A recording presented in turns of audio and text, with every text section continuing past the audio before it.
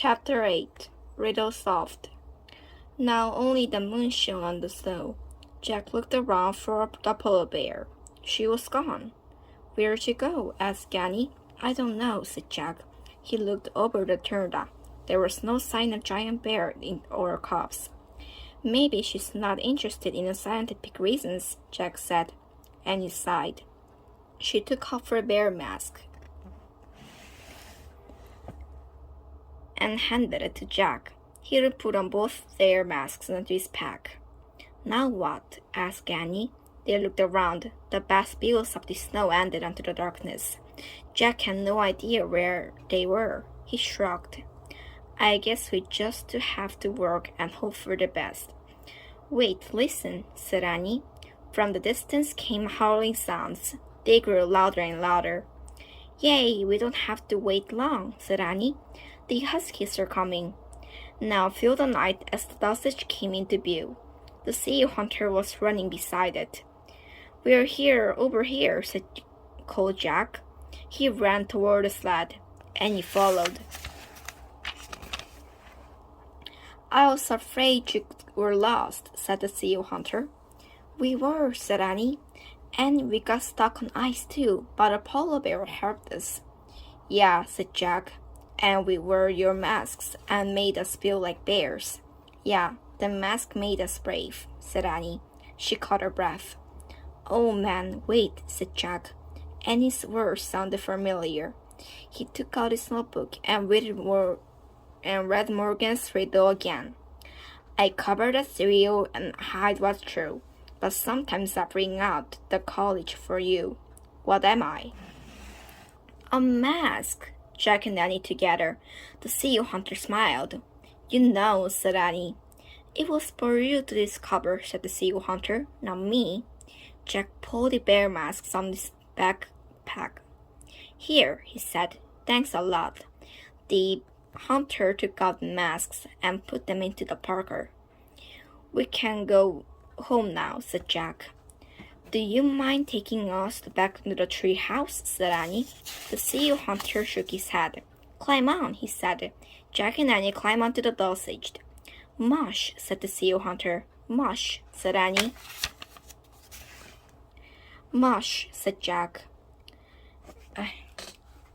Snow began to fill us as they took off across the dark ice. Chapter 9. Oh no, one more. By the time the dosage arrived on the tree house, the snowstorm had become a blizzard.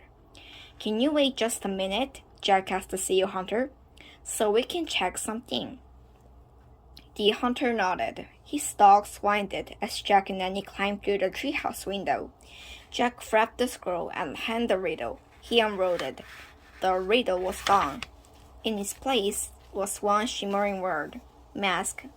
We did it, said Annie. The treehouse will take us home now. Great, said Jack. Let's say goodbye to the seal hunter and give them back these clothes. They quickly pulled off their bearskin clothing and their boots. Thanks for letting us borrow this. Jack called through the window. The seal hunter walked for the treehouse and talked to the clothes for Jack and Annie. They stood shivering in their pajamas and bare feet. Thanks for everything, said Annie, her teeth chattering. The seal hunter gave them away. Then he walked through the soaring snow to his sled. Mush, he shouted. The dogs took off through the stormy night. Let's get out of here, said Jack. He shrugged himself.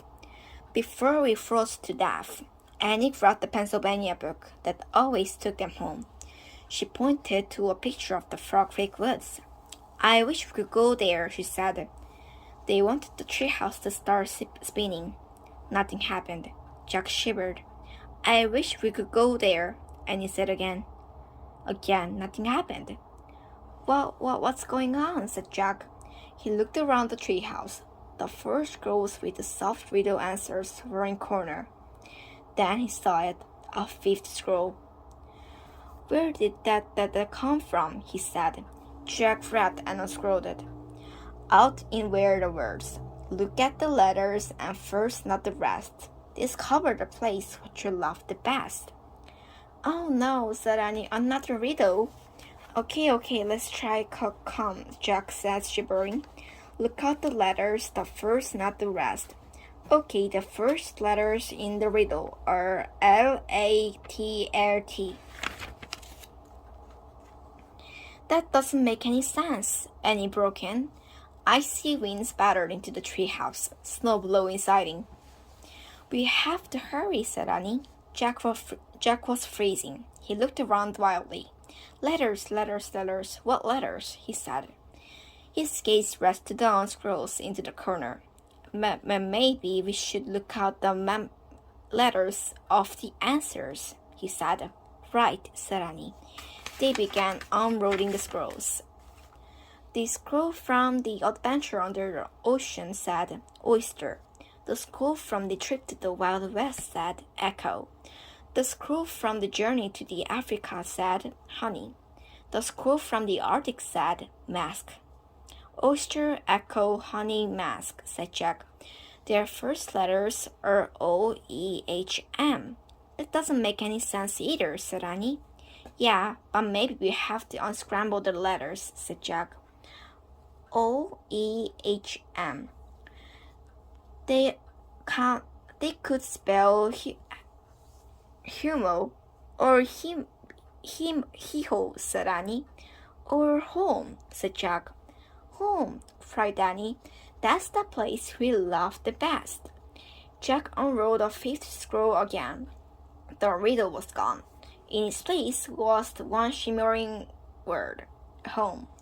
Yay, cried Annie. She grabbed the Pennsylvania book. I wish we could go home. Home. The treehouse started to swing. It spun faster and faster. Then everything was still, absolutely still. Chapter 10. Master Librarians. Warm air washed over Jack. It felt wonderful. You were surrounded in your quest, said the soft, soothing voice. Are you glad to be home? Jack opened his eyes. Morgan's face stood in the moonlight. Yes, he said. We solved all our riddles, said Annie. Indeed, said Morgan. You have proof that you can find answers to very hard questions. She reached into the folds of her robe, took out 2 thin pieces of wood. A magic library card for each of you, she said. She gave one to Jack and one to Annie. Oh man, said Jack, filling the card. The wooden card was thin and smooth as the ordinary library card, or its surface shimmered the letters M and L. That's the Master Librarian cards, said Morgan. You're the newest members of the ancient sorcery of the Master Librarians. What do we do with them? Asked Jack. Take them on your future journeys, said Morgan. Only a very wise person or another Master Librarian could be able to see the letters. They would be the people who can help you. Wow, said Annie. Can we go on a mission right now? Now you must go home and rest, said Morgan. I will come back for you soon. Jack and Annie put their secret cards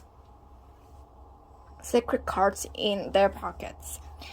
Then Jack took out the Arctic book and put it with another books. Goodbye, he said. See you soon, Annie said to Jack. Morgan gave them a little wave. Jack and Annie climbed down the rope ladder. As soon as they stepped onto the dark ground, they heard a roar. They looked up. They saw a flare of wind and light high into the oak tree. Then all was silent. Morgan was the magic tree house was gone. Jack reached for his magic library card. He felt distinctly warmth. He knew that amazing adventures lay ahead. Let's go, he said. He turned on his flashlight. The woods don't feel scary like they did before, said Annie as they walked through the trees. I'm not afraid anymore. Me neither, said Jack. Hey, the darkness is like a mask, said Annie. Yeah, said Jack, it ties the day, but it brings out your courage. They came out of the woods. Jack saw their house in the distance. It looked warm and cozy. The porch light glowed. The moon shone overhead. Home, he whispered. Home, said Annie. She started running. Jack took off after her, running the place they both loved the best.